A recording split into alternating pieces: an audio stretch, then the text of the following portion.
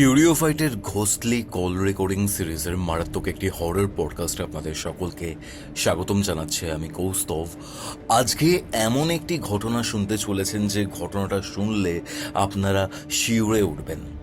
ঘটনাটা শেষ অবধি শুনুন এবং কমেন্ট করে জানান আজকের এই এপিসোড আপনারা কোথা থেকে শুনছেন। আপনিও যদি আপনার ঘটনা আমার সাথে শেয়ার করতে চান অথবা আমার থেকে কোনো স্পিরিচুয়াল হেল্প, অ্যাস্ট্রোলজিক্যাল প্রেডিকশন, তন্ত্র রিলেটেড হেল্প চান, তাহলে যোগাযোগ করুন আমাদের অফিসিয়াল হোয়াটসঅ্যাপ নম্বরে, যেটি হচ্ছে 6290675195। তাহলে চলুন শুরু করছি কিউরিওফাইটের ঘোস্টলি কল রেকর্ডিং সিরিজের মারাত্মক একটি horror podcast. Curiophyte presents Ghostly Call Recording, a horror audio documentary by Kaustav Kumar. এবার ভয় পাবে তুমিও। হ্যালো জুই, কেমন আছেন? আমি খুব ভালো আছি। তুমি কেমন আছো কৌস্তভ? আমি ভালো আছি। তো বেসিক্যালি আপনি কিছু ঘটনা আমাদের সাথে শেয়ার করেছিলেন, যে ঘটনাগুলো খুবই ইউনিক ঘটনা। ইউনিক বলার বেশ কিছু কারণ রয়েছে, যেটা আপনার ঘটনাটা শেষ অবধি শুনলেই জানা যাবে, রাইট? একদম। আমি আপনার ব্যাপারে যদি বলি, আপনি বেশ অনেক বছর সাংবাদিকও ছিলেন। আমি ডিটেলসে যাচ্ছি না সেই ক্ষেত্রে, ওকে? বাট আপনার যে ঘটনাগুলো রয়েছে না, এই ঘটনাগুলো খুবই ক্রিপি, যেটা আমার মনে হয়েছে। একদম। কি ঘটেছিল আপনার সাথে? শুরু থেকে শুরু করুন, কি হয়েছিল? আমি আজ থেকে আপনাকে 11 বছর পুরনো পাস্ট থেকে গল্পটা স্টার্ট করছি। তুমি করে কথা বলতে পারেন আপনি, অসুবিধা আচ্ছা, এটাই বেটার হবে আমার জন্য। একদম। আমি আজ থেকে 10-11 বছর ব্যাকে গিয়ে আমি কথাটা বলছি।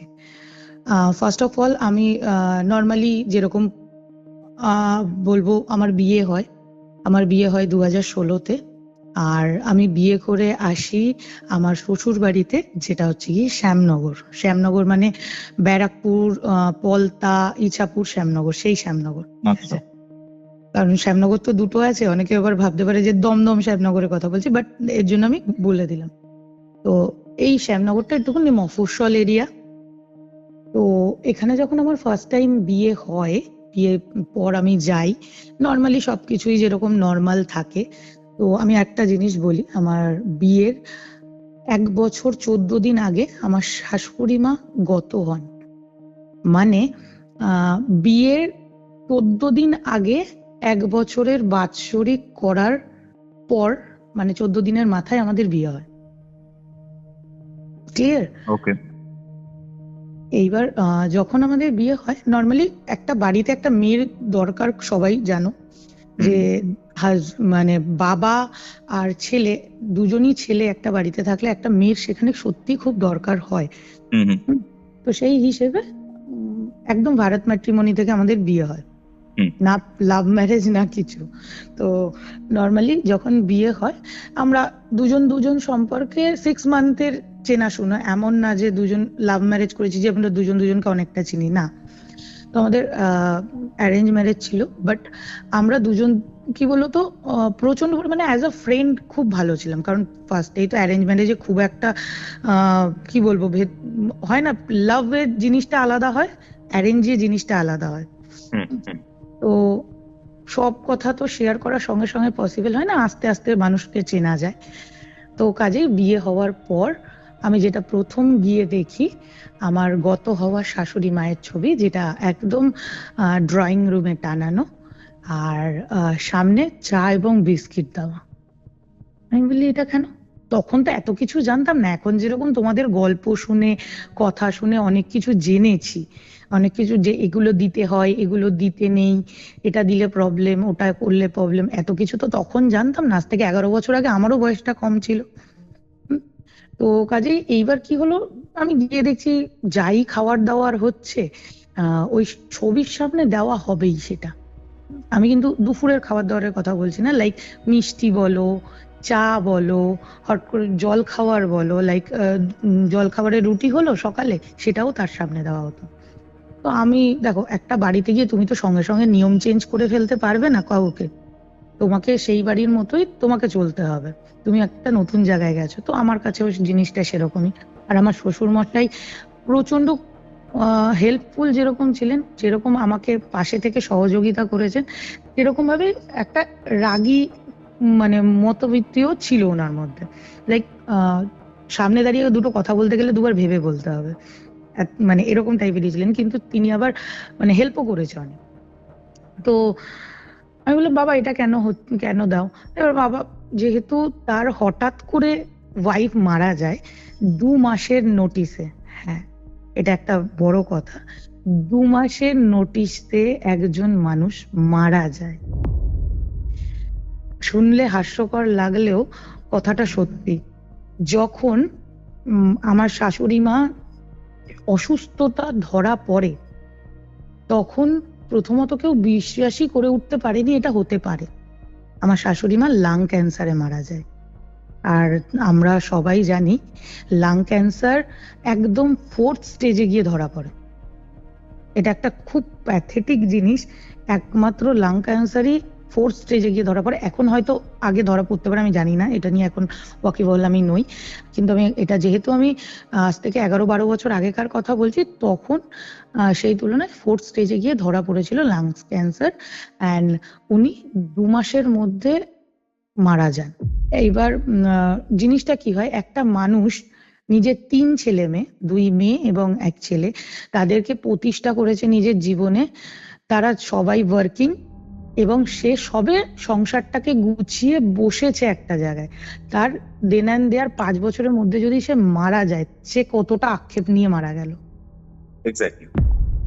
সে কিন্তু ভাবছে আমি ছেলের বিয়ে দেবো, আমি ছেলের বিয়েতে এটা করব, আমি ছেলের বিয়েতে এইভাবে দেবো, আমি এইভাবে বৌমা বরণ করব, তার জন্য সোনা গয়না বানানো থেকে শুরু করে সে সবকিছু করে রেখেছে।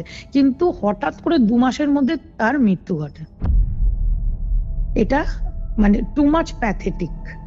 তো এখানে এই জায়গার পরে আমার শাশুড়ি মা যখন মারা যায়, তার বয়স ছিল 55 অনলি 55।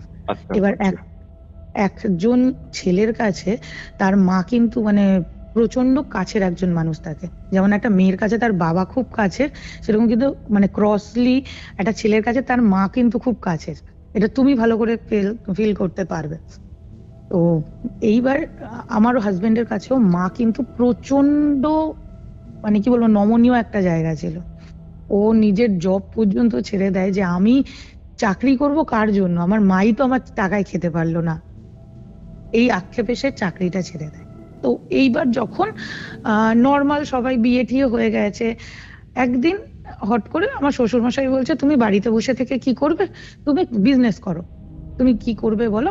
আমি বললাম হ্যাঁ আমিও করব, কি করব বাড়িতে বসে থেকে। দেখো, একটা ওয়ার্কিং ওমেন যখন শুধুমাত্র বাড়িতে বসে যায়, তখন না সেই একটা খারাপ ইন্টেনশন, যে মাথায় একটা চিন্তা বলো, একটা বলো, একটা আলাদা টাইপের আমরা এসে চলে যাই চিন্তা ভাবনাতে। তো সেই জায়গা থেকে বললো কি, না তুমি কাজ করো। আমি বললাম না ঠিক আছে, দেখছি কি করা যায়। তখন বললো ঠিক আছে, তোমাকে এক কাজ করছি, আমি ছেলেকে বলে তোমাকে আর্চিস খুলে দিচ্ছি, তুমি আর্চিসে বসো। তো সেই জায়গা থেকে তো আমাকে খুলে দিয়েছে। আমরা আনন্দের সাথে ব্যবসা চালাচ্ছি, সেই নিয়ে কোনো রকম প্রবলেম নেই, খুব আনন্দেই সবকিছু চলছে। এর মধ্যে সেরকমই একদিন সন্ধ্যেবেলা আমি, আমার শ্বশুর মশাই এবং আমার হাজবেন্ড 3 জনে বসে চা খাচ্ছি, ইভিনিং এ চা খাচ্ছি। দেন চাটা খেয়ে বিকেলে শপে বেরোবো। তা চা খাচ্ছি যখন, সবাই মিলে গল্প করছি, তখন আমার হাজবেন্ড বলছে, জানো আমার মা যা রান্না করতো না, যা সুন্দর রান্না করতো, একদম মোড়ের মাথা থেকে গন্ধ পাওয়া যেত যে না মা রান্না করছে আজকে। হ্যাঁ, আমি বললাম ও ভালো কথা। এইরকম কথা টথা হলো, আমরা দুজনে শপে বেরিয়ে গেলাম। আর আমার শ্বশুর মশাইয়ের আমি একটু বলে দিই, আমার শ্বশুর মশাই সিওপিডি পেশেন্ট ছিলেন। তা আমার শ্বশুর মশাই 9:30টার মধ্যে খেয়ে দিয়ে ঘুমিয়ে পড়তেন। তো নর্মাল শ্বশুরমশাই ঘুমিয়ে পড়েছে, আমরা ঢুকেছি প্রায় 9:30 থেকে 10টার সময় বাড়িতে, মানে ফ্ল্যাটে। তা ফ্ল্যাটে ঢুকেই তোমার একটা নর্মাল, আমি না প্রথমে আগে বলে দিই আমার ফ্ল্যাটটা কিরকম পজিশন গুলো, তাহলে তোমার বুঝতে সুবিধা হবে। আমাদের গোটা ফ্লোরটাতে 2টো ফ্ল্যাটকে মাঝখান থেকে ভেঙে একটা করা হয়েছে, ঠিক আছে। এইবার 2টো ফ্ল্যাটের তো 2টো দরজা, তো একটা দরজাকে পুরোপুরি বন্ধ করে দেওয়া হয়েছে, আর একটা দরজা ওপেন। দরজা থেকে এন্টার করলেই হচ্ছে গিয়ে বড় ড্রয়িং রুম, আর ড্রয়িং রুম থেকে যদি আমি ডান দিকে চলে যাই, সেখানে আমার শ্বশুরের ঘর প্লাস একটা এক্সট্রা ঘর, আর পাশে ঠাকুর ঘর, ঠিক আছে। আর ঠাকুর ঘরে কিন্তু আমাদের মা কালী প্রতিষ্ঠিত, স্বপ্নে পাওয়া মা কালী, যেটা আমার শাশুড়ি মাই স্বপ্নে পেয়েছিলেন, সেটা প্রতিষ্ঠিত করা। আর পাশেই হচ্ছে গিয়ে আমাদের নিরামিষ রান্নাঘর। যেহেতু আমাদের দুটো ফ্ল্যাটে দুটো আলাদা আলাদা রান্নাঘর রয়েছে, একটা নিরামিষ রান্নাঘর, একটা আমিষ রান্নাঘর, ঠিক আছে। এইবার নিরামিষ রান্নাঘর এক সাইডে, আর তার পাশেই বাথরুম। আর আরেক সাইডটা যেটা যেটা বাদিকে চলে যাচ্ছে, সেটা আরেকটা ফ্ল্যাট। ওই ফ্ল্যাটে মানে আমার আর আমার হাজবেন্ডের বেডরুম। ওকে, এইবার আমরা জাস্ট এন্টার করেছি 9:30 থেকে 9:45 বাজে। ঘরের কিন্তু এন্টায়ার যত জানলা ছিল সব বন্ধ, কাচের জানলা, ঠিক আছে, টোটাল বন্ধ। ঘরে ঢুকেছি, ঢুকে মানে কয়েকটা সেকেন্ডের জন্য, কৌস্তব তোমাকে আমি নর্মাল বলছি, মনে হচ্ছে কেউ দুর্দান্ত কিছু রান্না করছে। মানে এইরকম রান্না হয়তো মানে আমার সামনে হয়তো কি বলবো, বিয়ে বাড়ির রান্না চলছে, মহাভোজ রান্না, এত গন্ধ, এত গন্ধ, গন্ধের কোনো শেষ নেই।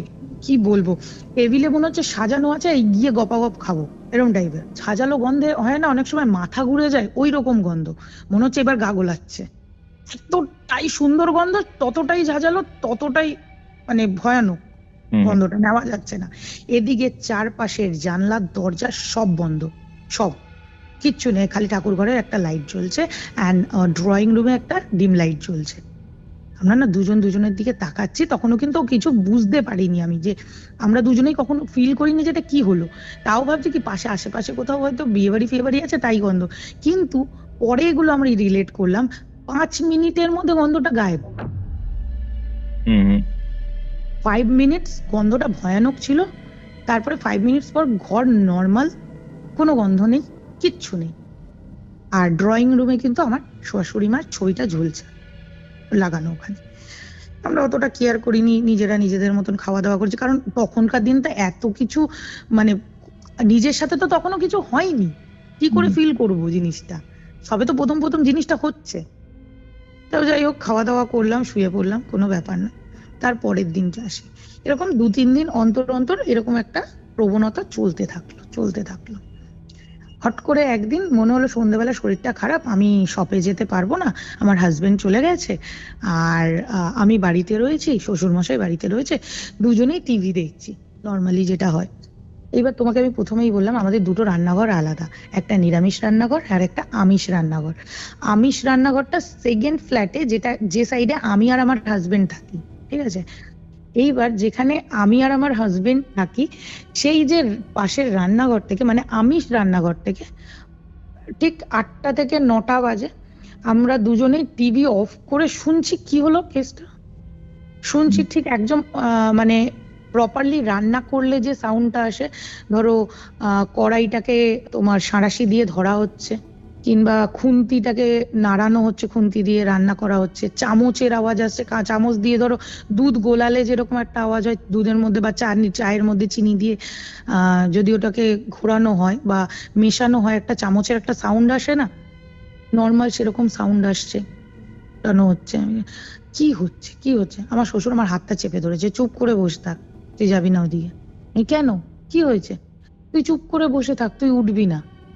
বলি বাবা তুই সত্যি কথা বলো তো, বলে আমার সাথে তুই আমার ঘরে চল, এখানে বসিস না, বাবু আসলে তুই ওই দিকে যাবি। আমি তখন অত কিছু বুঝিনি, মানে লিটারেলি আমি একটা বোকা ছিলাম বাংলা কথায়। তখন শ্বশুরের ঘরে গেলাম, আমরা গল্প করছি, মাথা থেকে জিনিসটা পেরিয়ে গেছে। এইবার এরকম সেম জিনিস 3-4 দিন বাদে আবারও ঘটে, সেম, মনে হচ্ছে রান্নাঘর থেকে কেউ রান্না করছে, সাউন্ড আসছে। এইবার আমি আর শ্বশুরের কোনো কথা না শুনে শটাঙায় হাঁটা লাগাই, অ্যান্ড ওই রান্নাঘরে গিয়ে দাঁড়াই। আমি না দাঁড়িয়ে জাস্ট, কৌস্তব গাটা ঠান্ডা হয়ে গেল। আচ্ছা, মনে হলো সামনে থেকে, মানে আমি যে রান্নাঘরে গিয়ে দাঁড়িয়েছি, রান্নাঘরটা এত কেন ঠান্ডা আমি জানি না, মনে হচ্ছে এসি চালানো রান্নাঘরে, কোনো কিচ্ছু নেই, না ওভেনের ওপর কড়াই আছে, না ওখানে কোনো খুন্তি আছে, না ওখানে কোনো চায়ের কাপ আছে, কি বিকজ আমি আগেই বলেছি না, নিরামিষ রান্নাঘর আলাদা। ওখানে খালি চা, দুধ গরম, ফোটানো, এই সবগুলো কিন্তু আমার নিরামিষ রান্নাঘরে হয়। তো সেই হিসেবে আমার আমিষ রান্নাঘরের দিকে কোনো কাঁপও থাকে না। কাজে সাউন্ডটা কোথার থেকে আসছে শুনতে, কি মানে ওই যে ঠান্ডা, এটা আমি নিতে পারিনি। আমি ওখানে না স্টপ হয়ে গেছি, আমি ওখান থেকে নড়তেও পারছি না। আমি যে ঘুরে এসে এই ঘরে ঢুকবো সেটুকু আমি পারছি না। আর আমার শ্বশুর ওখান থেকে উঠতে পারছে না। হুম। বেশ কিছুক্ষণ পরে, আমি বলছি প্রায় 15 থেকে 20 মিনিট পরে, মানে বলে না যে হট করে মানে দমকা হাওয়ার মতন লাগলো, আমি কোন রকম ওখান থেকে দৌড়ে অন্য ঘরে গেলাম। তখন না ফিল করলাম যেটা কি হলো। তখন অতটা মানে ফিল হচ্ছে, বাট আমি কাউকে বলে বোঝাতে পারছি না। আমি আমার বাবাকে ফোন করেছি, বাবা মাকে ফোন করে বললাম, জানো মা, এই এই এই এই হয়েছে। মা বলছে, ধুর, তুই সন্ধেবেলা করে বাইরে যাস, দোকানে যাস, হয়তো হাওয়া ঠাওয়া লেগেছে, নতুন বিয়ে হলে ওরকম হয়। হুম, গায়ে নতুন হলুদের গন্ধ রয়েছে, এখনো 6 মাস হয়নি, তুই এরকম সন্ধেবেলা করে বেরোবি না। আমি বললাম, না মা, বাড়িতে হয়েছে। মা বলছে, ধুর, তুই উল্টো পাল্টা, মানে প্রথমেই তো জানো যে কেউ এটা বিশ্বাস করতে চাইবে না, যার সাথে হয়েছে সেই একমাত্র জানে কি হচ্ছে। তো যাই হোক, এটা গেল একদিন। এরপরে আস্তে আস্তে কিন্তু জিনিসগুলো বাড়ছে, প্রত্যেক দিন জিনিসগুলো বাড়ছে, কমা তো দূর থাক। একদিন হট করে আমি পুজো দিচ্ছি, দুপুরবেলা পুজো দিচ্ছি। এবার পুজো দেওয়ার সময় কি হয়, যেহেতু দেখবে ফ্ল্যাটের ঠাকুর ঘরগুলো না একটু ছোট ছোট হয়, হুম, তো হুম। নর্মাল ঘরের তুলনায় ফ্ল্যাটের ঠাকুর ঘরগুলো একটু ছোট হয়। তো সেরকম ভাবে ফ্ল্যাটের ঠাকুর ঘরটা ছোট। আমি যখনই শঙ্খ বাজাতাম, আমি না ঠিক ঠাকুর ঘর থেকে 2 পা পিছিয়ে এসে শঙ্খটা বাজাতাম। এবার সেরকম ভাবে আমি 2 পা পিছিয়ে এসছি, শঙ্খটা জাস্ট বাজাবো, বাজাতে যাচ্ছি, সঙ্গে সঙ্গে না আমি 2 থেকে 4 সেকেন্ডের জন্য, আমি বলছি আমার নিজেরই গায়ে কাটা দিচ্ছে এখন, যেহেতু আমি একা বসে রয়েছি। আমার মানে ঠাকুর ঘরটা যেখানে, তার পাশেই আমার শ্বশুরের ঘর। শ্বশুরের ঘরে 2টো খাট, একটা উঁচু খাট আর একটা ডিবান টাইপের, যেটা একটু নিচু হয়। আমি হুম। দেখছি কেউ একজন ওখানে বসে রয়েছে, বসে মাথাটা পায়ের মধ্যে ঢুকিয়ে কাঁদছে। ঠিক আগেকার দিনের গল্পে বা সেই আর্ট ফিল্মস গুলোতে হতো না, বয়স্ক লোকরা মাথা হাঁটুর মাঝখানে ঢুকিয়ে মাথা নিচু করে বসে থাকতো, সেই হুম। টাইপের। কিন্তু এখানে একটা কিন্তু আছে, আমি এটা তোমাকে জিজ্ঞেস করবো এটা কি। বাদে তো আমি বলবোই, আমি যেটা জেনেছিলাম বাদে। আমি যেটা দেখেছি, তার গায়ে পুরো বিস্কিট কালারের লোম, পুরো গায়ে, আচ্ছা। পা দুটো ঘোড়ার মতো, হুম, হুম। মুখটা মানুষের মতন, পুরো মানুষের মতো না, মানে সাম কাইন্ড অফ মানুষ, মানে বিউটি অ্যান্ড দ্য বিস্টে যেরকম একটা ভয়ানক মুখ ছিল না, হুম, হুম, হুম। ওই টাইপের মুখ। অ্যান্ড ওটা আমি 40 to 45 সেকেন্ডের জন্যই দেখেছি। সে কাঁদছে মাথা নিচু করে, আর সারা গায়ে বিস্কিট কালারের লোম। আমি ওটা দেখার পর কৌস্তব শঙ্খ বাজাতে পারিনি। ওটা আমার মানে শুরুবাত ছিল লাইফের, হুম, হুম। যে খারাপ তোর সাথে শুরু হয়ে গেছে, ওটার আমার ফার্স্ট ডে ছিল। এরপর আস্তে আস্তে ভয় পেতে থাকি। ওইটা দেখার পর প্রথম কথা, কেউ তো বিশ্বাস করছে না, আমি কাকে বলবো কিছু, হুম। আমি যে কাউকে বলবো, কেউ তো বিশ্বাস করছে না আমার কথা। আমার শ্বশুরকে বললেও বলছে, শ্বশুর যেহেতু সেকেলে খুব একটা ছিল না, খুব আপডেটেড ব্রড মাইন্ডেড ছিল, যাই উনি করতেন মানে সবই মানে যুক্তি দিয়ে সবকিছু বোঝাতে হবে তাকে, বুঝতে পেরেছ? তো সে তো বুঝতেই চাইছে না, ছেড়ে দাও তার কথা। আমি নিজের বাবা মাকে বলছি, বাবা মা বুঝতে চাইছে না। হাজবেন্ডকে বলছি, সেও বুঝতে চাইছে না। সে বলছে, ধুর, তোমার মাথায় কি সব চেপেছে, তুমি উল্টো পাল্টা করছো।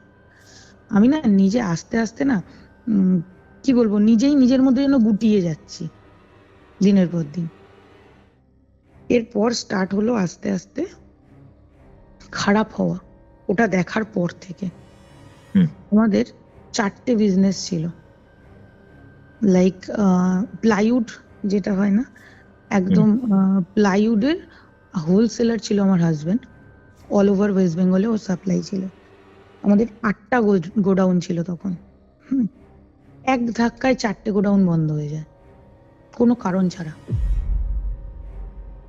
কোনো আচ্ছা। কারণ ছাড়া, কজ ছাড়া। মাল আসছে কোনো না কোনো প্রবলেমে, জিনিস কিছুতে নয়তো সেল হচ্ছে না, আর নয়তো মানে খুবই মানে বৃষ্টি হচ্ছে, জিনিস নষ্ট হয়ে যাচ্ছে, কিছু না কিছু হচ্ছে, মানে কোনোভাবেই স্মুথ চলছে না। যেটা একদম স্মুথ চলছিল, আমি আস্তে আস্তে বলেন না যে খারাপ পিরিয়ড কি, মানে আমরা ভালো বিয়ের সময় সবাই একটা স্বপ্ন দেখে স্মুথ লাইফের, বিয়ে করব, বিয়ে করে হানিমুনে যাব, এখানে যাব, এদিকে ঘুরবো ওদিকে ঘুরবো, বাট বাস্তব সত্যি কঠিন। আর একটা কথা আমি যেটা বলবো, যেটা হচ্ছে গিয়ে সব থেকে বড় কথা, আমি জানি না তুমি এগ্রি করবে কিনা, বিশ্বাস। কাউকে বিশ্বাস করাটা হচ্ছে গিয়ে সব থেকে বড় ক্ষতি লাইফে। কাউকে আমি অন্ধ তো বলবো বিশ্বাস করাটা। মানে চোখ বন্ধ করে কাউকে বিশ্বাস করো না। হুম। আমি বিশ্বাস করার পরেই এটা হয়েছে, ইটস ট্রু। এবার আস্তে আস্তে যত বাড়বে কথাটা, তুমি তত বুঝতে পারবে জিনিসটা। আমি এখানে কারোর নাম নেব না, কারণ সবাই তো ফ্যামিলির। তো বাড়িতে তোমার চেনা লোক যদি বিভীষণ না থাকে, তোমার ক্ষতি কেউ করতে পারবে না। তো আমাদেরও জিনিসটা এরকমই হয়েছিল। এরকম তো প্রত্যেকদিন চলছে, চলতে চলতে চলতে চলতে হট করে একদিন আমাদের বিজনেসটাই বন্ধ হয়ে গেল। মানে একটা জলজ্যান্ত বিজনেস, যেটা 8টা গোডাউন থেকে 0-তে এসে দাঁড়ালো, 1 বছর বিয়ে অতিক্রান্ত। আর খারাপ তো ছেড়েই দাও, প্রত্যেক দিনের পর দিন কিছু না কিছু তো ফিল তো হচ্ছেই। আস্তে আস্তে আমার হাজবেন্ড কথাগুলো বিশ্বাস করতে শুরু করলো সবে, কারণ যতক্ষণ না মানুষ হারায় ততক্ষণ না মানুষ বিশ্বাস করে না। যখন এটা একদম হারিয়ে ফেলে তখন ওর মনে হয় যে না, জুয়ের কথাটা শুনলে হতো। তখন আস্তে আস্তে জিনিসটা এমন জায়গায় এসে দাঁড়ায়, আমরা দুজন ধরো ফ্ল্যাটের ভেতরে রয়েছি, বেডরুমে, আমি ফোন স্ক্রল করছি, ও কি করছে, ধরো পাশে দরজা, ও পাশে বসে, ও খুব বই পড়তে ভালোবাসে, ঠিক আছে, ইবুক পড়ছে কম্পিউটারে। এবার দরজাটা আপজানো যেটা বলে না, মানে হাফ দেওয়া হাফ খোলা টাইপের, ওই টাইপের আপজানো রয়েছে।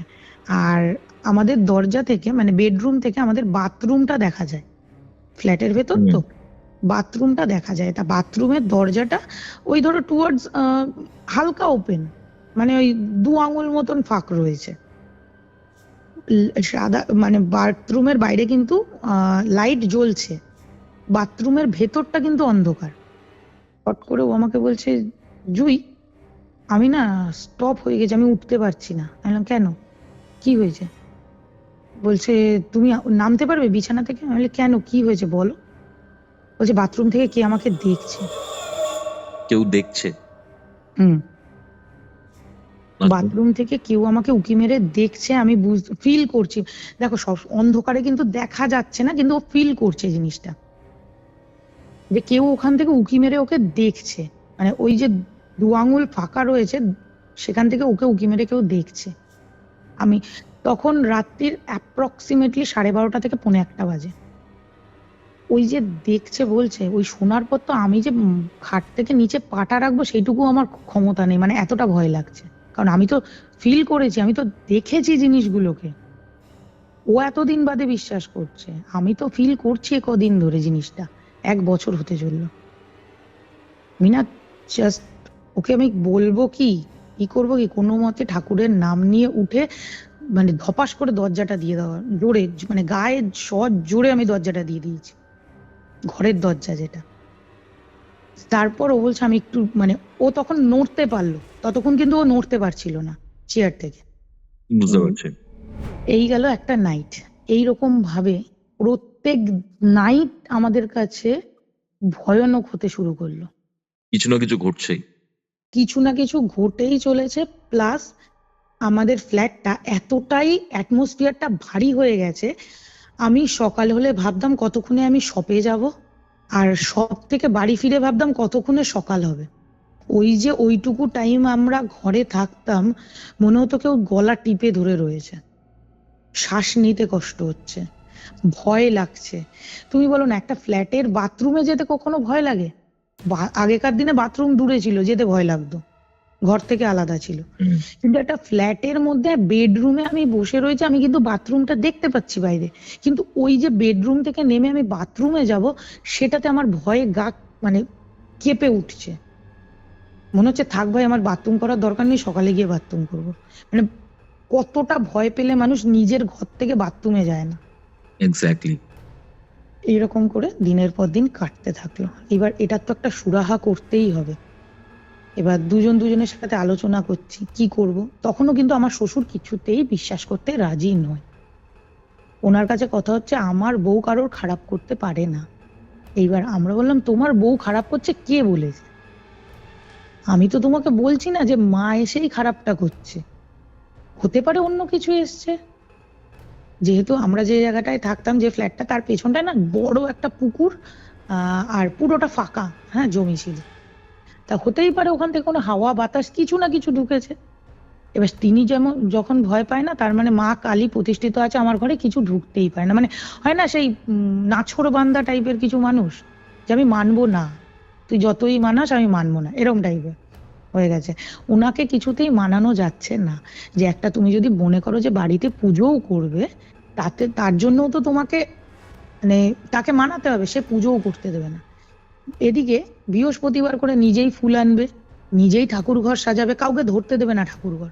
হুম হুম ওটা ঠাকুর ঘর হচ্ছে গিয়ে মানে ওনার প্রাণের জায়গা, ওনার বউ ওখানে বসে পুজো করতেন, তাই উনি কাউকে ওই ঠাকুর ঘরে ঢুকতে দেবে না। সে আমি হই, আমার হাজবেন্ড হোক, কাউকে ঢুকতে দেবে না। উনি নিজেই ওখানে সাজাবে। খালি আমার একটাই কাজ, তুমি বৃহস্পতিবার খালি পাঁচালিটা পরে দেবে, এছাড়া তোমার কোনো কাজ নেই, সাজানো গোছানো কিছুতে হাত দিতে পারবে না। বুঝতে পেরেছো? হুম। মানে আমার যেন পরে মনে হলো যে ওনাকে হয়তো কেউ ওটা ফোর্সফুলি করাতো, কারণ উনি এটা করার লোক নয়। ওনাকে যেভাবে আমি চিনি বা বিয়ের পর থেকে আমি দেখে এসেছি, এই অ্যাগ্রেসিভ ভাবটা ওনার মধ্যে ছিল না, ওটা দিন বা দিন বাড়ছে। তা আস্তে আস্তে আস্তে আস্তে যখন জিনিসটা মাথার উপর দিয়ে যাচ্ছে, একদিন শ্বশুরমশাই বললাম, তুমি যাও বড়দি বাড়ি থেকে তুমি ঘুরে আসো, মানে আমার বড় ননদের বাড়ি থেকে। আমি বললাম তুমি ঘুরে আসো, কারণ ওনাকে যতক্ষণ না আমি কোথাও পাঠাচ্ছি, আমি পুজো করতে পারছি না, আমি ওনাকে বলেও বোঝাতে পারছি না, ওনাকে রেখেও কিছু করতে পারছি না। তা হুম। আমার শ্বশুরমশাই গেলে বড় ননদের বাড়ি, আমি আমার হাজবেন্ড ঠিক করলাম আজ একটা পুজো টুজো দাও, নয় সম্ভব না এইভাবে থাকা।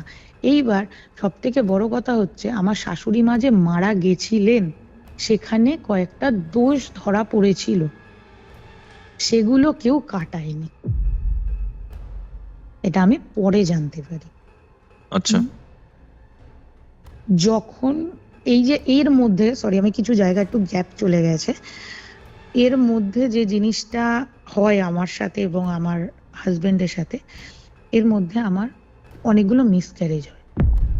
যতবারই বেবি আসে, 3 মান্থস হতে না হতেই মিসক্যারেজ হয়ে যায় আমার, কোনো না কোনো ভাবে এটা হচ্ছে। কিন্তু ডক্টর বলছে এটার কোনো কারণই নেই, তুমি হয়তো বেশি হাঁটাচলা করছো, বা তুমি হয়তো রেস্টলেস হয়ে পড়ছো, যার জন্য এটা হচ্ছে। কিন্তু আমি বুঝতে পারছি কোনো কারণই নেই, আমি মানে ঘরে রেস্ট করলেও এটা হয়ে যাচ্ছে। তখন তো বুঝতাম না এত যে এই নেগেটিভিটির জন্য হচ্ছে, তখন মাথায় অত বুদ্ধি আসেনি। যাই হোক, শ্বশুর মশাই ওখানে গেলেন, তারপর আমরা একটা 2 দিন ওখানে ছিলেন, তো আমরা একটা ওই বড় ঠাকুরের পুজো দিই ঘরের মধ্যে, ঠিক আছে। পুজো টুজো দেওয়ার পর আবার শ্বশুর মশাই চলে আসে, অতটা কিছু হয় না, কোনো রকম কথা হয় না। কিন্তু তারপরে একটা জিনিস বন্ধ হলো, সেটা হচ্ছে গিয়ে সাউন্ড আসা, যেটা ওই রান্নাঘরের সাউন্ড গুলোর কথা বলছিলাম না, রান্নাঘরের সাউন্ড গুলো আসা আস্তে করে বন্ধ হয়। ঠিক আছে, ভালো কথা, ওটা গেল। এইবার শ্বশুর মশাই একদিন হট করে সন্ধেবেলা ফোন করেছে, তখন আমরা শপে, বাবু তুই শিগগিরই বাড়ি আয়, তুই যেখানেই থাকিস চুইকে নিয়ে শিগগিরই বাড়ি আয়, আমি পারছি না, আমাকে মেরে দেবে। বললাম মেরে দেবে? তুমি তো বাড়িতে একা, তোমাকে কে মারবে? কি শুরু করেছো, পাগল টাগল হয়ে গেছো? ওষুধ খেয়ে নিয়েছো তাড়াতাড়ি। আমি বলি ঘুমের ওষুধ খায়। এবার দেখো, ঘুমের ওষুধ একটু বেশি হলে, নার্ভের প্রবলেম থাকলে একটু মানুষ রেস্টলেস হয়ে অনেক কথাই বলে। তাহলে তুমি কি ঘুমের ওষুধ খেয়ে নিয়েছো তাড়াতাড়ি, কি হয়েছে?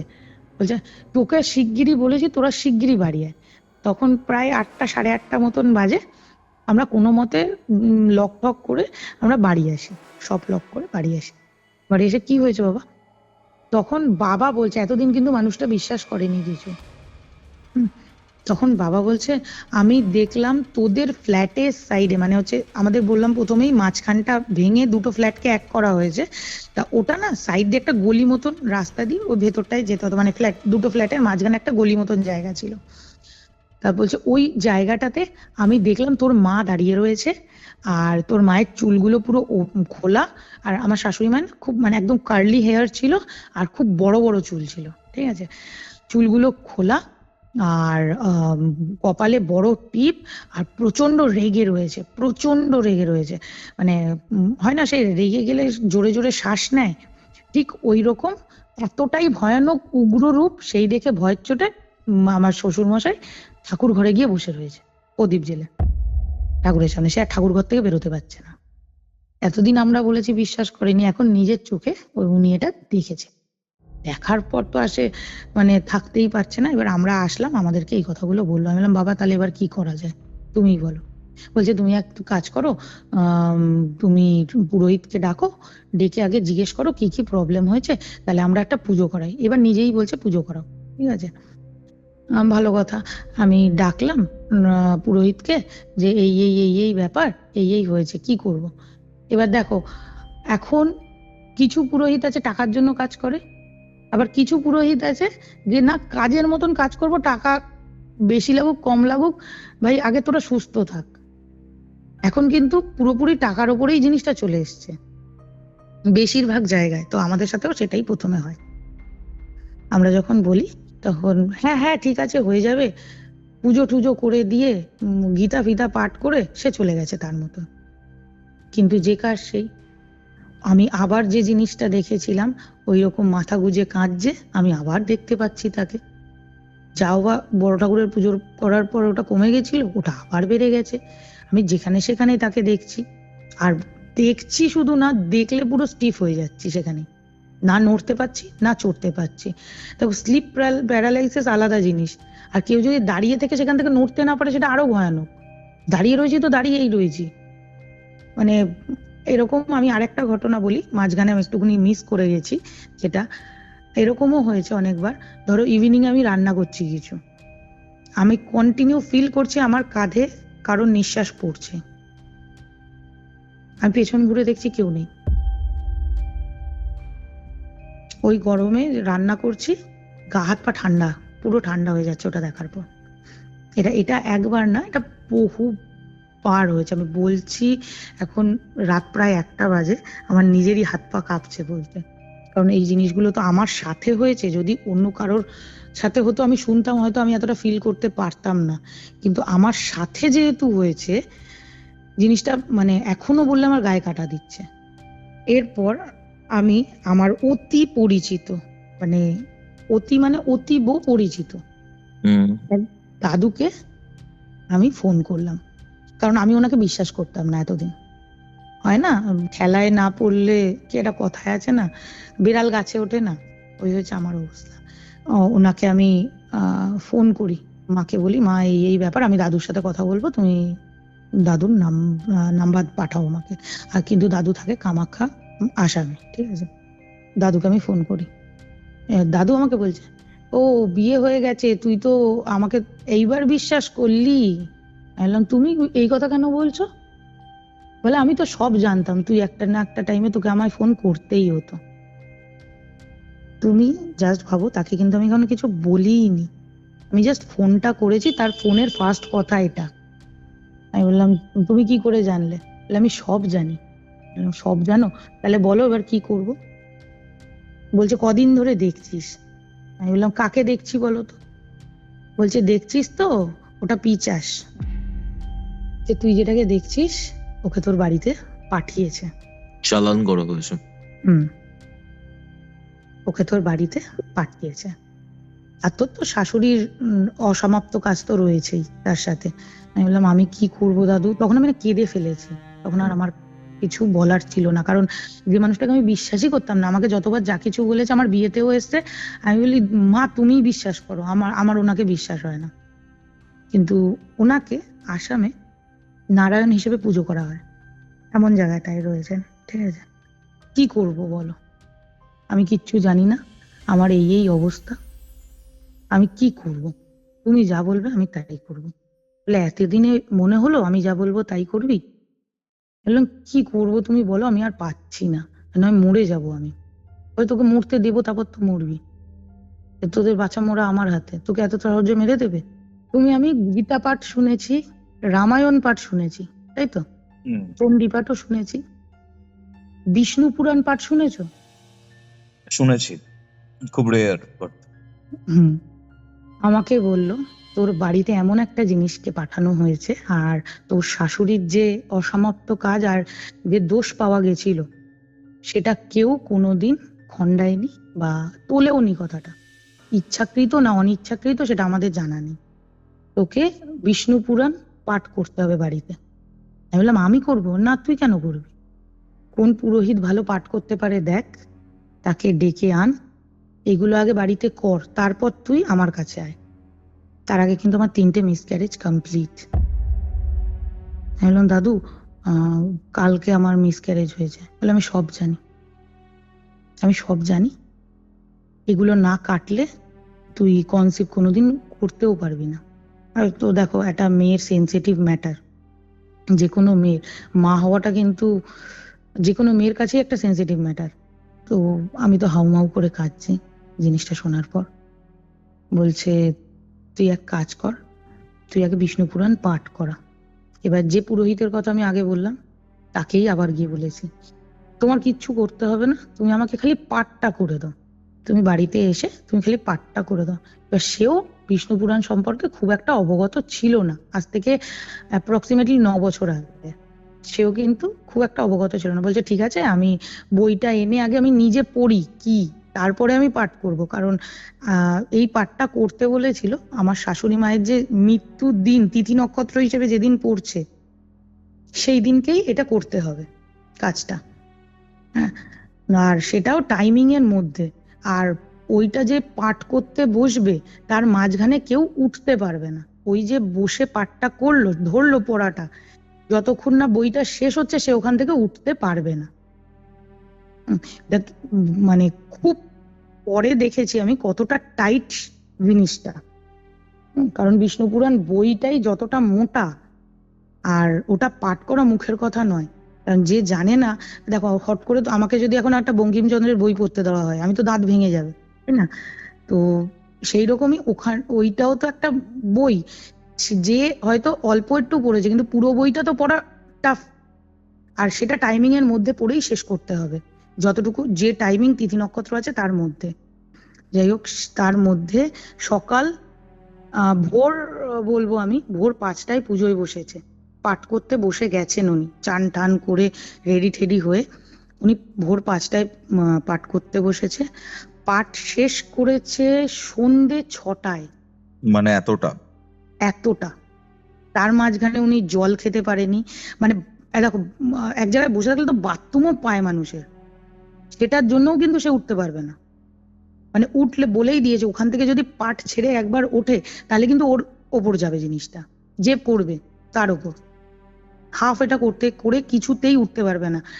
সে তো উঠতেও পারছে না, সে কিছু বলতেও পারছে না, সে যে জল খাবে সেটুকুও খেতে পারছে না। সে যখন পাঠ করে উঠেছে মানে সঙ্গে সঙ্গে ফেন্ট হয়ে গেছে, ওখানেই অজ্ঞান। এর মধ্যেকার একটা কথা বলি, যেদিনকে এই পাঠটা হবে আর তার সাথে আরেকটা কাজ দিয়েছিল, 108টা তুলসী পাতা অর্পণ করতে দিয়েছিল। মানে শাশুড়ির যে মানে অসমাপ্ত দোষটা পেয়েছিল আর কি, এই দোষটার জন্য 108টা তুলসী পাতা ওনাকে অর্পণ করতে হবে। যাই হোক, পুজো টুজোর মাধ্যমে ওনার সাথে আমার ওই দাদুর সাথে ওই পুরোহিত মশাইয়ের কথা হয়। কথা হওয়ার পর ওনারা দুজনে ঠিক করেন এইভাবে কিভাবে হবে, কোন কোন তিথি নক্ষত্র হবে ওনারা দুজনে ঠিক করে নেন, তারপরেই কাজটা হয়। 3জনে মিলে কাজটা করেন, 3জন পুরোহিত মিলে। করার পর না, করার আগে আমি একটু কথা বলি। 5টা থেকে আমি বললাম ভোর 5টায় মানে শুরু করেছে। আমি এই জায়গায় থেকে আরেকটা কথা বলি, তার আগে অবধি মানে ধরো কালকে পাঠ আমি বলছি, আজকে রাত হয় এখন প্রায় 1:15 বাজে, ধরো কালকে সকালবেলা পুজোটা শুরু হবে। আমি কিন্তু জানি আজকে রাত্রির অবধি প্রায় 2 মাস 25 দিন হয়ে গেছে, আমি কিন্তু সবে সবে প্রেগনেন্ট, এগেন ফোর্থ এটা। সকালবেলা 5টায় পুজোয় বসবে, আমাকে বলেছে তোর শাশুড়ি যা যা খেতে ভালোবাসে তুই রান্না করবি, সেগুলো ওখানে কিন্তু অর্পণ করা হবে, তারপরে গিয়ে সেটা গঙ্গায় দিতে হবে। হুম, গঙ্গায় দিয়ে এমন না যে তুই মুখ ঘুরে চলে আসবি, গঙ্গায় দিয়ে তুই দাঁড়াতে হবে, সে মানে কেউ ওটাকে যে খাচ্ছে সেটা না শেষ হলে তুই ওখান থেকে যেতে পারবি না। পুরোপুরি উল্টো জিনিসগুলো।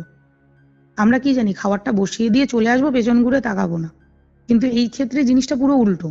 বলছে সে খিদের জন্য তর পাচ্ছে, সে কিন্তু খেতে পাচ্ছে না, যার জন্য এটা অনেক কিছু হচ্ছে। আমি সকালবেলা 5টার সময় পুজোয় বসবে, আমি 4:30টাতে উঠি, উঠে রান্না করতে যাব, তখন আমার ফোর্থ মিসক্যারেজ হয়। আমার কিন্তু তখন অলরেডি ব্লিডিং হচ্ছে নর্মাল, বুঝতেই পারছো আমি কি মানে অবস্থায় ও তখন সেই টাইমিংটা আমার চলছে। একটা মেয়ের জাস্ট মানে সে বুঝতে পারছে তার কি সিচুয়েশন, সে কি জায়গায় রয়েছে, কিন্তু তাকে পুরো কাজটা শেষ করতে হবে। আমি সঙ্গে সঙ্গে দাদুকে ফোন করলাম, দাদু আমার ব্লিডিং স্টার্ট হয়েছে, আমার মনে হয় আবার মিসক্যারেজ হলো। দাদু বলছে যাই হয়ে যাক তোকে ওই অবস্থাতেই রান্না করতে হবে, কারণ তোকেই করতে হবে, তোর উপরেই চালনাটা হয়েছে। এগুলো করে ওকে শান্ত করতে হবে, আগে খেতে দিয়ে ওকে শান্ত না করলে তুই ওর কাজ শেষ করতে পারবি না। আমি ওই অবস্থাতে রান্না করলাম। আমি তোমাকে বললাম না বিভীষণের কথাটা, সেই দিন আমার বাড়িতে আমার চেনা পরিচিত বাড়ির লোক, আমার সুবাড়ির লোক, আমি নাম নিচ্ছি না কারো, সে আসলো, সেও কিন্তু একটা মহিলা। আমি তাকে বলবো দিদি বসো, জানো আমার এটা হয়েছে, সে কিন্তু আমার কোনো কথা শোনেনি, সে চলে গেছে। একটা মেয়েকে যে কথাটা শেয়ার করতে পারে, সেটা তো সে তার শ্বশুর বা তার হাজবেন্ডকে শেয়ার করতে পারে না নর্মালি। সেই দিনটা আমার আজও মনে আছে, মানে মুখ ফসকে আমার তার নাম চলে আসে, কিন্তু আমি বলতে চাই না তার নাম। যাই হোক, আমরা রান্না করি, পুজো শেষ হয় 6:30টার সময়, ওই 108টা তুলসী পাতা দেওয়া শেষ হয়, হওয়ার পর আমরা গঙ্গায় যাই। আর গঙ্গা না, আমার শ্যামনগরের যে ফ্ল্যাট আছে সেখান থেকে 5 মিনিট গঙ্গা আর কি, ফেরিঘাট যেটা চন্দননগর যাওয়ার যে ফেরিঘাট, ওটা আমার বাড়ি থেকে 5 মিনিট রিক্সা করে। আমরা যাই, গিয়ে ওখানে খাবারটা বসালাম। আমরা যখন যাচ্ছি, আমি দেখতে পাচ্ছি আমাদের পেছন পেছন একটা কুকুর যাচ্ছে, পুরো কালো কুকুর। এবার আমি তো দেখো, একটা কুকুর রাস্তায় থাকবে নর্মাল, এটা রাস্তায় বেরোলে কুকুর বেড়াল থাকাটা নর্মাল, সে যে আমার সাথে সাথেই যাচ্ছে সেটা আমি কি করে বুঝবো সে আমার জন্যই আসছে। খাবারটা গিয়ে রাখলাম, জাস্ট মানে আমি না, আমার হাজবেন্ড রাখলো খাবারটা, ঠিক আছে। আমরা বাড়ির কুকুরকে মিষ্টি খেতে দেখেছি, একটা রাস্তার কুকুরকে তুমি ফার্স্টে মিষ্টি খেতে দেখেছো কোনোদিন? না। বা দিলেই সে কি টপ করে আগে মিষ্টি খাবে? আমি তো অন্তত দেখিনি। খাবারটা বসিয়েছে, ফার্স্টেই কুকুরটা এসে প্রথম খেলো মিষ্টি। ওখানে কিন্তু মটন রয়েছে, মাছ রয়েছে, যাবতীয় যা যা উনি পছন্দ করতেন তাই তাই জিনিস রয়েছে, চিংড়ি মাছ, মটন, কাতলা মাছ, তোমার পমফ্রেট মাছ, সব উনি যা যা পছন্দ করতো। কুকুরটা আগে কি খেলো? মিষ্টি, তারপরে খেলো চাটনি, তারপরে খেলো পায়েস, তারপরে খেলো মটন। উল্টো খাচ্ছে। আমরা একটা কুকুরকে দিলে আগে মাংস খাবে কুকুর, তাই তো জেনারেলি তাই হয়, মাছ মাংস খাবে, তারপর মিষ্টি তো খুব কমই ছোঁয় যতটুকু জানা দেখা আমার। আর খুব হয়তো মিষ্টি খায়, বাড়ির কুকুর আমরা দেখেছি মিষ্টি খায়, কিন্তু রাস্তার কুকুর খুব একটা দেখা যায় না যে মিষ্টি খাচ্ছে। যাই হোক, ওটা হলো সেদিনকে। হওয়ার পর বাড়ি আসলাম, কয়েকদিন বাদে আমি সুস্থ হলাম। সুস্থ হওয়ার পর এইবার পালা আসাম যাওয়ার। গেলাম আসামে, কিছু কাটানো হলো, কিছু কাজ হলো। হওয়ার পর আমার দাদু বললো তুই চুপচাপ বাড়ি যা, 3 মাস বাদে তুই আমাকে ফোন করে বলবি তোর সাথে কি হয়েছে, 3 মাসে তুই আমাকে ফোন করবি না। আর একটা কথা, যেদিনকে আমরা মানে আসাম কামাখ্যা থেকে বাড়ি ফিরি, সেদিনকে একটা কথা বলেছিল, আজকে যে জিনিসগুলো উনি কিছু জিনিস দিয়েছিল, লাইক জল, কামাখ্যার জল যেটা হয় নর্মালি আমরা জানি খুব মানে কি বলবো, ওটার মতন ভালো কিছু হতে পারে না, শুদ্ধ কিছু হতে পারে না আমার চোখে দেখা। ওই জল, আর তারপরে হচ্ছে গিয়ে দশ মহাবিদ্যার যে জল হয় সেই জল, তো আরো কিছু জিনিস দিয়েছিল, বলেছিল এগুলো গিয়ে তুই ফ্ল্যাটে তোর যেখানে যেখানে প্রবলেম হয় সেখানে সেখানে এগুলো ছড়াবি, পুরো ফ্ল্যাটটাতে দিবি, দিয়ে তুই ঘরে যে ঢুকবি ঘুমোতে, বাইরে বেরোবি না। আর তোরা আজকে মানে যেদিন তোরা যে বাড়িতে এইটা করবি রিচুয়ালসটা, সেদিনকে তোরা তিনজনেই একটা ঘরে শুবি, মানে আমি, আমার শ্বশুর, আমার হাজবেন্ড, তিনজনেই একটা ঘরে থাকবি। এই দিনটা আমার লাইফে আমি জীবনে ভুলবো না। হুম আমি আহ দেখছি, বেশি রাত হয়নি কিন্তু তখন, আমি বলছি এটা জানুয়ারির কথা, ঠিক আছে, জানুয়ারিতে ঠান্ডা, রীতিমতো ভালোই ঠান্ডা থাকে জানুয়ারিতে, পৌষ মাস। এটা জানুয়ারির, আমি ডেটটা বলে দিচ্ছি যেটা তুমি আরো ভালো বুঝতে পারবে, 7 তারিখ জানুয়ারি। আমরা গিয়েছিলাম তোমার ডিসেম্বরের 31-এ গেছিলাম, যেহেতু 1 তারিখ কামাখ্যায় পুজো দেবো বলে, ঠিক আছে, যে বছরের শুরুটা আমি ওখানে কাটাবো, এরকম টাইপের আমাদের প্ল্যানিং ছিল। আর পুজো টুজো তো আছেই দরকার। তো পুজো টুজো দিয়ে আমরা ফিরি 5 তারিখ। 5 তারিখ ফেরার পর 7 তারিখের ঘটনা আমি তোমায় বলছি। 7 তারিখ রাত্রির বেলা আমাদের বলেছে যেদিনকে তোরা রিচুয়ালসটা করবি সেদিনকে কিন্তু কোনো মতেই ঘর থেকে বাইরে বেরোবি না, সাউন্ড হবে, ঝামেলা হবে, কান্নাকাটি হবে, ভাঙচুর হবে, যা কিছু হবে, তোরা ঘর থেকে বাইরে পা রাখবি না সকাল যতক্ষণ না হয়। আর আমরা তো মানে কি বলবো তোমাকে, মানে কেউ যদি কিছু বলে সেটাকে আমাদের অবাধ্য করতেই হবে। আমরা মানে হয় না, অতীব জানা বোদ্ধা, এখন বুঝি যে ভুল করেছি, তখন ওই গরম রক্ত যেটা হয়। আমরা শুয়েছি, ঠিক আছে, রিচুয়ালস করা হয়ে গেছে, 12টা, তোমার 11:30 12:15 নাগাদ ঘরে ঢুকে গেছি সবাই। যে আমি প্রথমেই বললাম আমার শ্বশুরের ঘরে দুটো খাট রয়েছে, একটা ডিভান রয়েছে, একটা খাট রয়েছে। আমার শ্বশুর বলছে আমি নিচে শুচ্ছি, তোরা উপরে শো। শ্বশুরের ঘরে একটা ডিম লাইট জ্বালানো আছে, গ্রিন কালার, ঠিক আছে। আর আমি আর আমার হাজবেন্ড ওপরে শুয়েছি। এইবার স্টার্ট হচ্ছে জিনিসটা, ভালো করে বুঝবে। অ্যাপ্রক্সিমেটলি 1টা থেকে 1টা না সরি 2:30 মতন বাজে। আমি কিন্তু দেখলাম, ফোন দেখে ফোনটা পাশে রেখে আমি ভাবলাম দূর অনেক রাত হয়েছে, দাদুর তো বললো বেরোবি না, কেউই তো আওয়াজ ফাওয়াজ কিছু পাচ্ছি না, দূর শুয়ে পড়ি, এরকম টাইপের, বুঝলে তো, মানে আমরা ওয়েট করছি যে কি হবে, আমাদের কাছে ওটা মানে এতদিন এত কিছু দেখে ফেলে যে আর কি দেখবো, এরকম টাইপের হাব ভাব, বুঝলে তো। ভালো কথা, আমি যে শুয়েছি, আমি নিজেকে দেখছি, নিজেকে নিজে দেখতে পাচ্ছি। আমি যে শুয়ে রয়েছি, আমার পাশে আমার হাজবেন্ড শুয়ে, আমি নিজেকে নিজে দেখতে পাচ্ছি আমি শুয়ে রয়েছি। আমি জানি না কি করে, আমি কথা বলতে পারছি না, গোংড়াচ্ছি কন্টিনিউ। আমি দেখতে পাচ্ছি আমার যে শ্বশুর শুয়ে রয়েছে নিচে, তার পাশেই হচ্ছে গিয়ে বাইরে বেরোনোর দরজাটা, ফ্ল্যাটে মানে নর্মালি বাইরে বেরোনোর দরজা লক করা। দেখছি একটা মহিলা অবয়ব ওখানে দাঁড়িয়ে রয়েছে। আচ্ছা আর অবয়বটা ঠিক আমার শাশুড়ির যেরকম চেহারা, ঠিক সেই রকম চেহারার।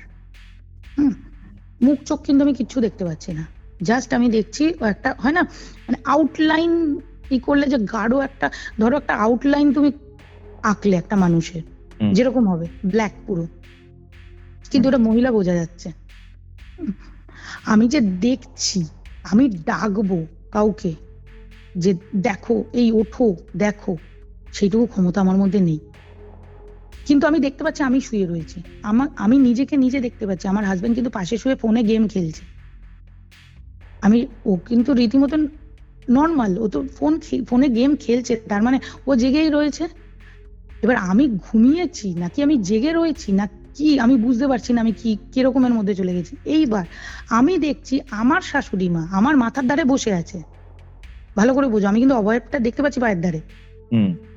সেম টাইমে আমি দেখছি আমার শাশুড়ি মা আমার মাথার ধারে বসে কাঁটা চামচ দিয়ে আমার বুকের মধ্যে বেঁধাচ্ছে। তুই কি ভেবেছিস সব শেষ? তুই কি ভেবেছিস সব শেষ? আরো একবার, তুই কি ভেবেছিস সব শেষ? 3বার কিন্তু কথাটা হলো। আমি দেখতে পাচ্ছি, আমি না কথা তো বলতে পারছি না, আমি ডাকার চেষ্টা করছি, আপ্রাণ চেষ্টা করছি, কিন্তু আমি কথা বলতে পারছি না, আর ওরকম ঘামাচ্ছি। এইবার আমি 2 রকম ফিল করছি। এক তো আমি পায়ের ধারে দেখতে পাচ্ছি একটা দাঁড়িয়ে আছে একজন কেউ, নেক্সট দেখছি আমার মাথার ধারে বসে রয়েছে আমার শাশুড়ি মা, আমাকে কাঁটা চামচ ফোটাচ্ছে বুকে, অলরেডি বেধাচ্ছে। এইদিকে সেই শাশুড়ি মায়ের মুখ থেকে দু রকম কথা বেরোচ্ছে। একবার বলছে তুই সব শেষ, এটা কিন্তু 3বার বললো। আবার বলছে তুই বল না বাবুকে আমাকে নিতে, আমি না খুব কষ্টে আছি। মানে আমারও ঠিক এটাই মনে হয়েছে, মানেটা কি? আবারও বল না, আমার না দমটা এখানে আটকে আসছে, আমি একা থাকতে পারছি না, বল না বাবুকে আমাকে এখান থেকে নিয়ে যেতে। আর কতদিন থাকবো, তোরা কি বুঝতে পারছিস না আমি কি বলছি? আমি না তখন না গোংড়াচ্ছি রীতিমতন, উম, উম, এরকম।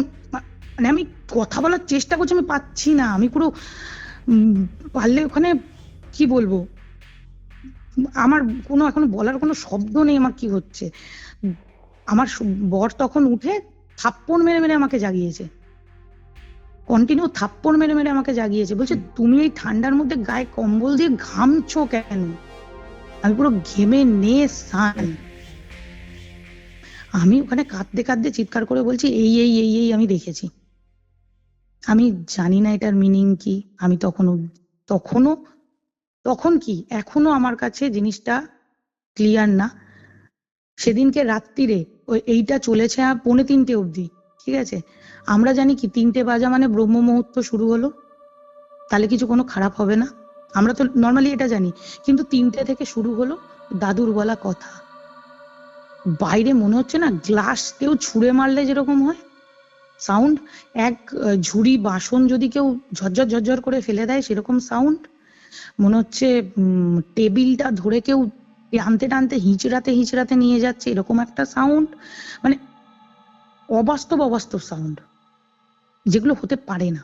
হুম, এবার আমরা যে বেরিয়ে বাথরুমে যাব সেটুকুও যেতে পারছি না। এবার ওই যে বললাম প্রথমেই তোমাকে যে আমাদের মনে হয় তখন যে দূর কি আর হবে, যাই বাইরে যাই, বাথরুম পেয়েছে কি করবে, তার মধ্যে তো এত কিছু কেস হয়ে গেছে।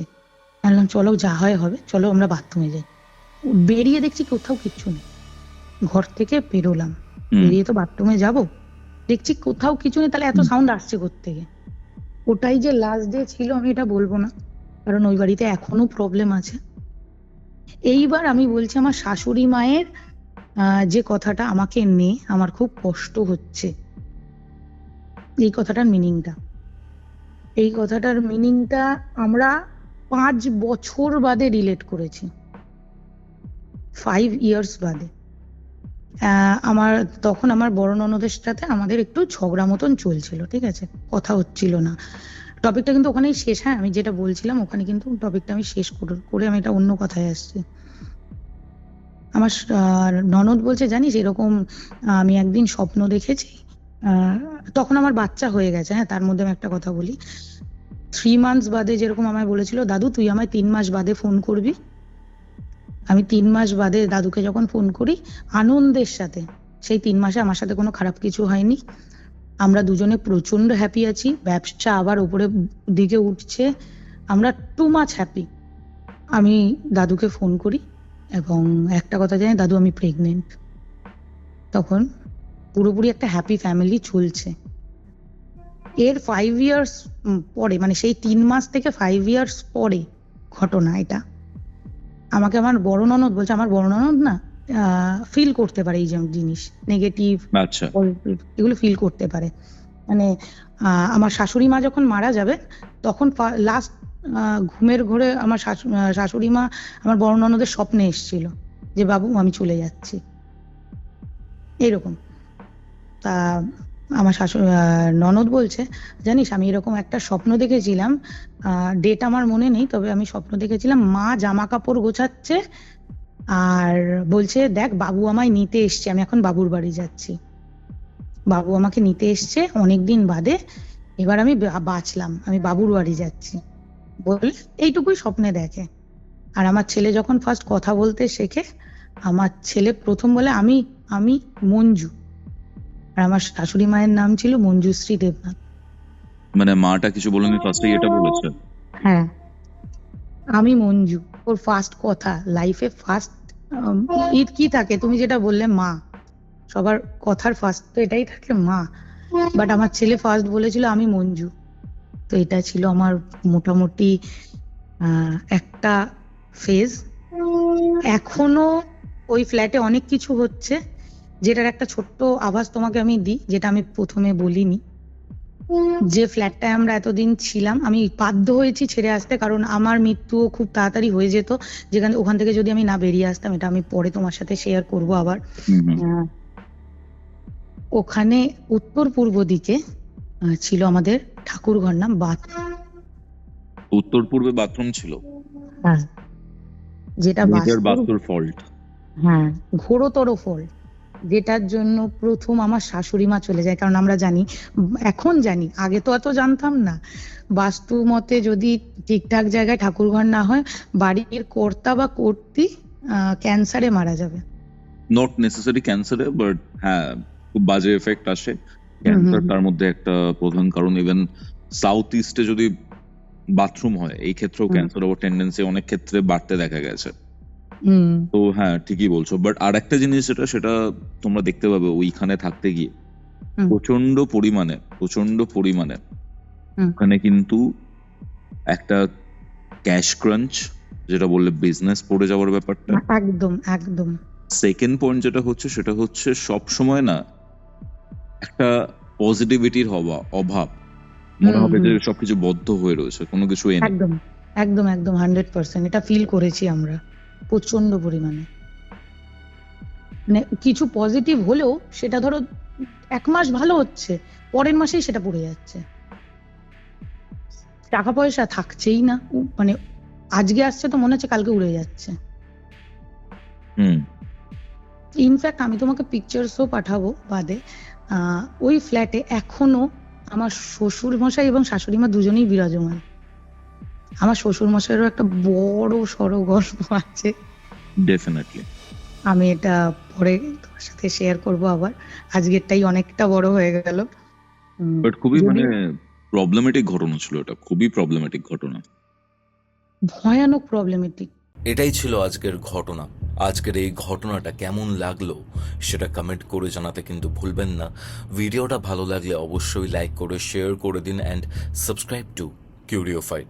আপনিও যদি আমার সাথে আপনার নিজের লাইফে ঘটে যাওয়া এরকম কোনো ঘটনা শেয়ার করতে চান, অথবা আমার থেকে কোনো স্পিরিচুয়াল হেল্প, তন্ত্র রিলেটেড কোনো গাইডেন্স অথবা অ্যাস্ট্রোলজিক্যাল হেল্প চান, যোগাযোগ করতে পারেন আমাদের অফিসিয়াল হোয়াটসঅ্যাপ নম্বরে, যেটি হচ্ছে 6290675195। তাহলে চলুন, দেখা হচ্ছে পরবর্তী এপিসোডে, যেটি আসছে রবিবার দিন দুপুর ঠিক 3টের সময়। ততক্ষণ অব্দি কিউরিওফাইটের এরকম আরও 2টি এপিসোড দেখতে শুনতে আপনার মোবাইল স্ক্রিনে আসা ডান দিকের অথবা বাঁ দিকের বক্সে ক্লিক করুন। Curiophyte presents Ghostly Call Recording, a horror audio documentary by Kaustav Kumar. এবার ভয় পাবে